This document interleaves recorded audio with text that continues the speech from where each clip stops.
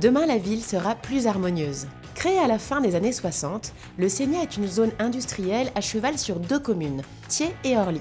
Un territoire très bien desservi grâce à la présence du RER C, à la proximité de l'aéroport d'Orly et de 2 autoroutes, l'A6 et l'A86. Mais les piétons y trouvent difficilement leur place, comme nous l'explique Madeleine Masse, chargée de la transformation du quartier. Donc là, on est ici, sur ce franchissement qui nous permet de traverser la 86 et rejoindre le site de Belle-Épine.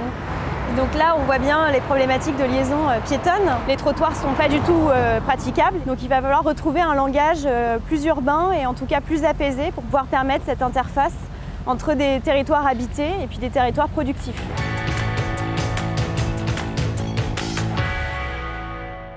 Cet espace du sud francilien compte également une zone d'habitation appelée la Cité Jardin. Alors comment mieux faire cohabiter des habitants et des entreprises ? Notre intervention, elle commence par justement cette idée que le piéton constitue une unité de mesure du projet et qu'il va falloir retrouver une échelle humaine et urbaine à ce territoire qui est aujourd'hui un territoire qui est dédié à de l'activité lourde, de la logistique lourde, pour pouvoir permettre de faire en sorte que ce soit un quartier qui est agréable à vivre et à parcourir. Créer un nouveau territoire qui permette à tout le monde de cohabiter. Voilà la mission confiée au groupe AREP depuis la fin de l'année 2016.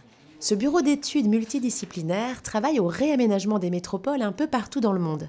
Sa spécialité, la recouture urbaine. Nous sommes consultés sur des villes comme Ho Chi Minh, comme Wuhan en Chine, comme Moscou, pour réfléchir à la manière dont des nouveaux quartiers font réellement ville. Ici, on aura vraiment une sorte de condensé de ville, au sens où on va y trouver de l'habitat, on va y trouver du travail, on va y trouver du commerce, on va y trouver de l'activité logistique. Donc cette ville qui est active, intense, qui produit et qui va nourrir l'ensemble du tissu urbain. Avec ses 5000 emplois, le quartier de Sénia constitue un pôle économique important du Val-de-Marne. Mais lui donner un visage plus humain, c'est le souhait du sénateur Christian Favier.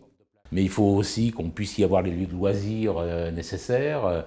Donc c'est pour ça qu'il y a besoin aussi d'un centre d'équipement culturel, sportif ou autre. Donc c'est aussi ces transformations-là qu'il va falloir aussi opérer. Des mondes qui, hier, ne se parlaient pas, vont devoir apprendre à vivre ensemble. Demain, la métropole sera sans frontières.